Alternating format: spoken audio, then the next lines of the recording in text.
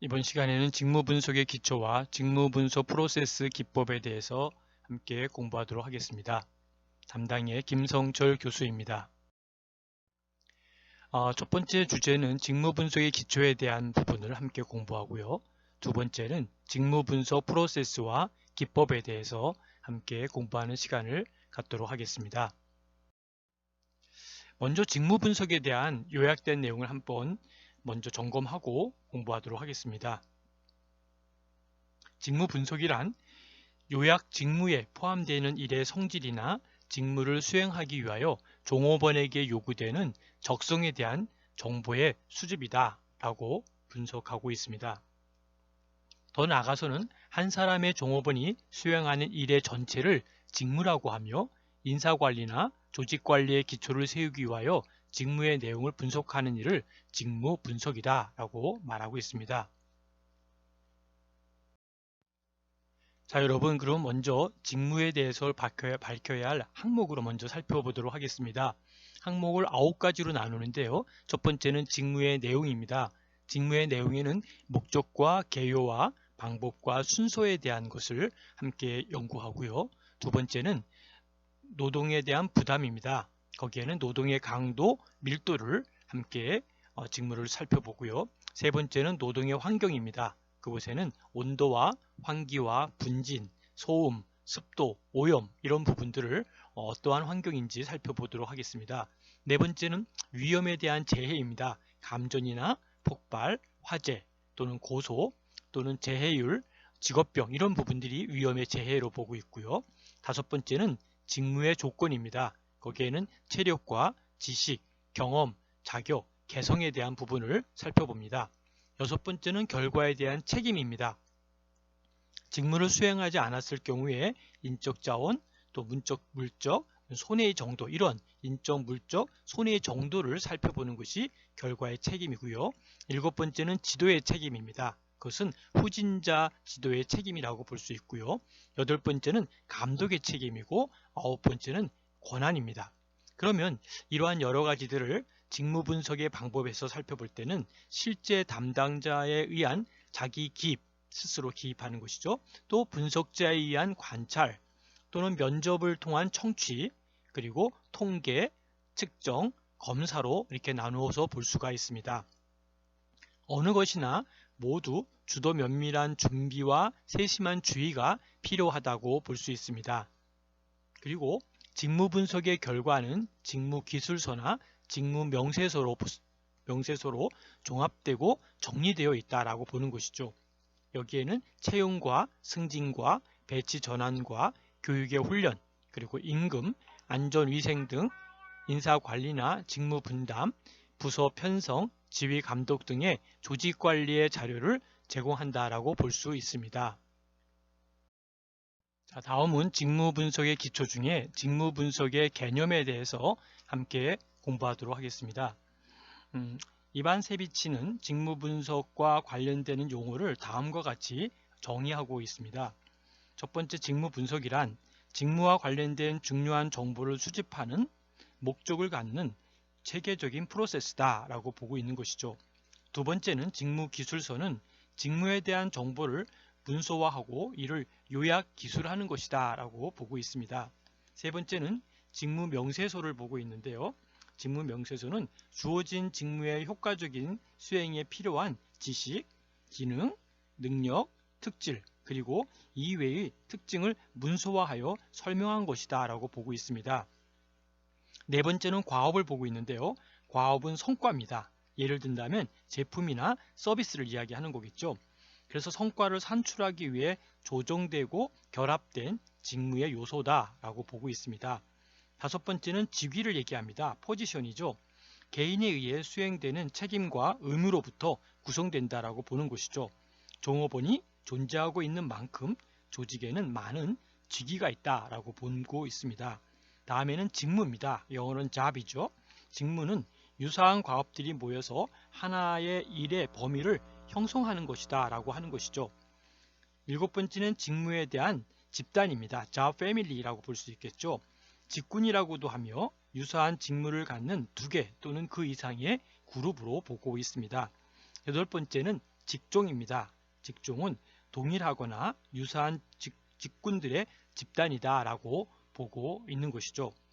그런 의미에서 직무 분석이란 관찰과 연구에 의해 어느 특정 직무의 성질에 관한 적절한 정보를 이제 인포메이션이죠. 적절한 정보를 결정하고 보고하는 절차라고 정의하고 있습니다.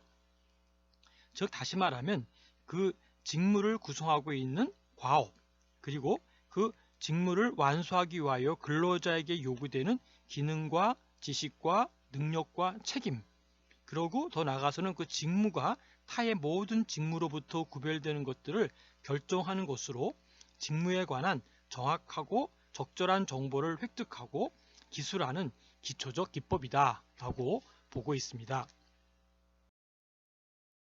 다음은 직무 분석의 목적을 보도록 하겠습니다. 근로자의 채용과 배치 자료, 훈련 자료, 근무 성적, 평가 자료, 임금 관리 자료, 작업 안정성, 직무의 합리화, 또 기업의 합리화, 적성 검사 적성의 기초 또는 직업 지도, 상담 등을 위해 올바른 정보를 얻기 위한 목적으로 실시하고 있습니다. 첫 번째가 선발 및 배치입니다. 특정 직무에서 요구하는 자질을 갖춘 근로자를 선발하고 배치하기 위한 자료로 활용되고 있습니다. 두 번째는 교육의 훈련입니다. 직무 분석을 통해서 어떤 직무에 어떤 자질이 요청되고 있는가를 명확하게 파악해야만 이에 적합한 교육 훈련을 효율적으로 수행할 수가 있습니다. 세 번째는 직무의 재조직입니다. 직무 분석은 특별한 특성을 가진 사람에 의해 직무가 원활하게 수행되도록 하기 위하여 직무를 변경할 정보를 제공하고 있습니다. 네 번째는 조직 목적의 확립입니다. 직무 분석은 조직을 효율적으로 발전시키기 위한 기초로서 실시되기도 하며 이를 위해서는 다음과 같은 사항이 요구되고 있습니다.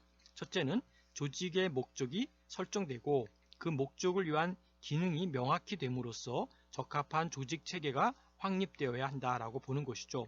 두 번째는 직무에 따르는 책임과 권한과 의무가 확립되어야 한다라고 보는 것입니다. 다섯 번째는 경력에 대한 개발입니다. 직무 정보라는 것이죠. 직무 정보는 승진의 경로를 통해서 도표로 작성하는 데 도움을 주며 고용인에게 조직 내에서 경력을 위한 기회와 욕구에 관계되는 자료를 제공한다라고 볼 수가 있습니다. 여섯 번째는 임금의 관리입니다. 합리적인 임금 관리란 임금의 공정성을 유지하는 것이다 라고 보는 것이죠. 이를 위해 직무 분석은 직무 평가를 위한 직무의 내용을 명확히 하고 또 인사 고과를 위해서 작업자의 자격 요건의 기준을 제시하여 준다라는 것이죠. 일곱 번째는 산업안전입니다. 직무 분석에 의해 직무의 위험도와 곤란도 그리고 육체적, 정신적 불쾌 조건 등에 대한 분석이 이루어지므로 재해 발생에 대한 사실을 분명히 함으로써 직무 수행에 있어서 발생하는 재해를 최소화하도록 하는 것입니다. 여덟 번째는 상담입니다. 직무기술서와 명세서에 의해 직무에서 요구되는 자격 요건과 특정 개인의 적성을 비교하여 각자의 능력에 따른 직종과 직무에 종사할 수 있도록 하는 인사상담의 기초 자료로 이용되고 있습니다. 아홉 번째는 노사관계입니다. 직무 분석을 통하여 각 각 직위의 책임과 권한 그리고 임금 등에 관해서 노사 간의 공통적인 이해를 확보함으로써 갈등을 최소화하고 노사 협조적인 분위기를 유지할 수 있는 것이다 라고 볼 수 있습니다. 다음은 직무 분석에 대한 항목을 잠깐 보도록 하겠습니다. 직무 분석에서 분석의 대상이 되는 내용은 크게 직무 특성과 인적 특성으로 분류될 수 있습니다. 직무 특성이란 누가, 무엇을, 어떻게, 왜, 어디에서, 언제라는가의 그 육하 원칙에 의해서 하는 것들을 규정하는 것으로서 특정 직무와 타 직무를 비교하기 위한 분석이라고 볼 수 있는 것이죠. 그러면 인적 특성이란 직무 특성에서 나타난 여러 사항에 따라서 그 직무를 수행하는 근로자에게 요구되는 책임과 능력, 그리고 기능 등의 자격 요건을 분석하는 것이다 라고 볼 수 있는 것이죠. 구체적인 직무 분석에 대한 항목을 살펴보면 아래와 같은데요. 직무 분석에 대해서 볼 때 직무의 위치와 명칭을 볼 수 있겠죠. 거기에는 소속, 과, 계의 명칭, 그리고 담당에 대한 범위, 동일 직무의 종업원의 수, 직무 명칭을 살펴볼 수 있겠죠. 다음 두 번째는 사용에 대한 도구인데요. 사용의 기계, 사용 장치, 사용 비품에 대한 것들을 살펴보는 것이 바로 중요한 항목입니다. 세 번째는 업무에 대한 절차죠. 그것은 업무 수행에 대한 절차와 방법을 이야기하고 있고요. 권한과 책임이라고 볼 수 있는데요. 그것은 권한사항과 감독하는 부하의 직무와 인원, 그리고 금전적 그리고 인적 책임을 볼 수 있습니다. 그리고 다섯 번째는 통제에 대한 수단입니다. 그것은 받게 되는 지시와 검열과 점검과 작업 매뉴얼을 볼 수 있다는 것이죠. 여섯 번째는 자격에 대한 요건입니다. 지식, 숙련도, 정신적 기능, 육체적, 감각적 능력을 이야기하고 있습니다. 일곱 번째는 특기해야 할 작업 환경인데요. 온도, 습도, 소음, 냄새, 분진 등을 이야기하고 있습니다. 그리고 마지막으로는 타 직무와의 관계 속에서 이동과 승진에 관련해 있는 직무, 그리고 작업상 관계에 있는 직명을 이야기하고 있습니다. 이렇게 다양하게 직무 분석에 대한 항목을 살펴보았습니다. 직무 분석 프로세스와 기법을 살펴보도록 하겠습니다. 직무 분석의 프로세스에 대해서는 이반 세비치는 다음과 같이 설정하고 있습니다. 1단계는 각각의 직무가 조직의 전체 구조와 어떻게 적합할 것인가에 대해서 폭넓은 견해를 제공해야 된다라는 것이죠. 두 번째는 직무 분석과 직무 설계 정보가 어떻게 이용되는가를 관계하는 사람들을 고지하고 있다는 거죠. 다시 말하면 그 어떻게 이용하는가를 관계하는 사람들에게 고지한다는 거죠. 잘 알려주는 것이죠. 세 번째는 분석되어야 할 직무의 선택이 세 번째 단계다라는 것이죠. 네 번째 단계는 의미에 적합한 직무 분석 기법의 이용이라는 것이죠. 여기에서 이 기법이라고 하는 것은 직무의 특성이라든지 필요한 행동, 또 직무 수행에 필요한 종업원 특성에 대한 자료를 수집하기 위한 하나의 방법이다라는 것이죠. 다섯 번째는 위에서 수집된 정보는 다음에 직무기술서를 전개하기 위하여 이 단계에서 이용된다라는 것이죠. 여섯 번째는 직무명서에서의 준비다라고 하는 것이죠. 이와 같이 직무 분석이 이용되는 인적 자원 관리의 영역이 제시되고 있지만 그는 그 외에도 직무기술서의 준비라든지 또는 직무명세서의 기술이라든지 직무의 설계라든지 채용이라든지 또는 선발, 업적평가, 훈련과 개발, 그리고 격리계획과 개발, 보수와 부가급부 또는 안전과 전략계획 등을 들고 있다라고 볼 수 있습니다. 다음은 직무 분석의 기법을 살펴볼 텐데요.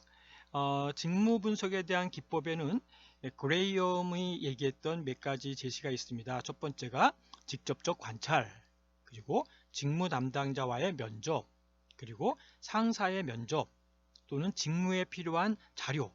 이 자료라고 하는 것은 도구나 기계나 자재나 문서 또는 커뮤니케이션의 매체 이런 걸 얘기하고요. 사전 연구가 있는데요. 사전 연구는 작업 연구의 기록이라든지 훈련 매뉴얼, 사고 기록 등을 얘기하고 있습니다. 그리고 체험이라든지 또는 설문지, 작업일지 등을 이용해서 하는 방법을 들고 있는데요.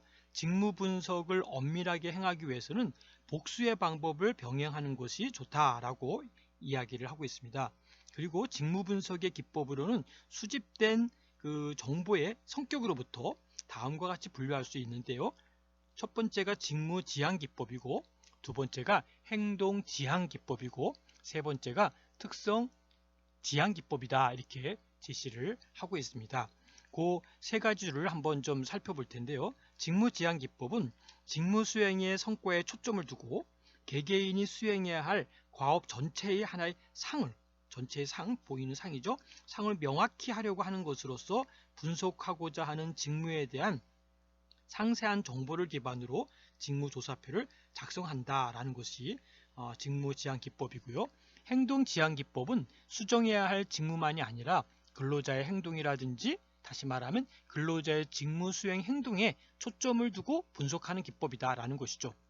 특성 지향 기법이라고 한다면 직무 수행 과정에서 업적을 향상시키기 위해 요구되는 인간의 특성이라고 보는 것이죠. 예를 들면 지식이라든지 기능이라든지 능력에 초점을 두고 분석하는 것이다 라고 하는 것이죠.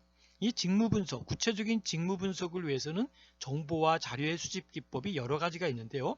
하나가 관찰법, 그 다음에 체험법이라고 볼 수 있겠고요. 세 번째가 면접법, 인터뷰하는 것이죠. 네 번째가 중요한 사건이고, 다섯 번째가 질문을 해서 하는 것이죠. 질문지법이라고 볼 수 있겠고요. 마지막 하나가 잡 다이어리라고 해서 작업일지라고 볼 수 있다는 것이죠. 마지막으로 기능적 직무 분석을 살펴볼 텐데요. 기능적 직무 분석이라고 한다면은 Functional Job Analysis라는 단어를 쓸 수 있죠. 미국 노동성의 훈련 고용국에서 이야기하는 것인데요.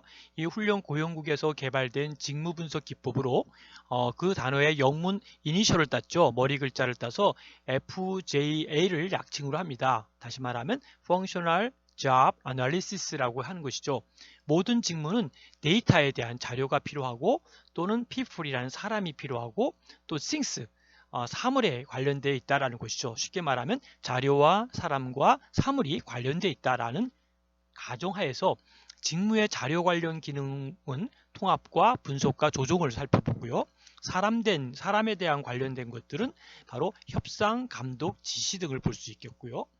사물에 관련된 기능으로는 설치, 정밀 작업, 조작 이런 것들을 통해서 정보를 분류하고 정리하는 직무를 분석한다라는 것이죠. 직무 분석가가 직무의 주요 기능과 각 기능을 완수하기 위해서 필요한 과업을 확정한 후 각 기능의 정도를 백분율로 배정하는 방식이다라는 것이죠. 이러한 기능적 직무 분석은 바로 작업자보다도 작업 행동에 초점을 두기 때문에 작업 행동의 종류와 복잡성 수준 그리고 과업 수행에 필요한 자격 요건의 수준을 체계적으로 파악하기에 용이합니다. 직무를 정량적으로 평가한 것이어서 직무 내용을 보다 쉽게 기술할 수 있고 다른 방식과 결합되어서 유용하게 활용될 수도 있다라고 볼 수 있습니다. 자, 여러분 경청해 주셔서 감사드리고요. 질문이나 토의할 내용들은 카톡으로 연락 주시면 감사하겠습니다. 수고하셨습니다.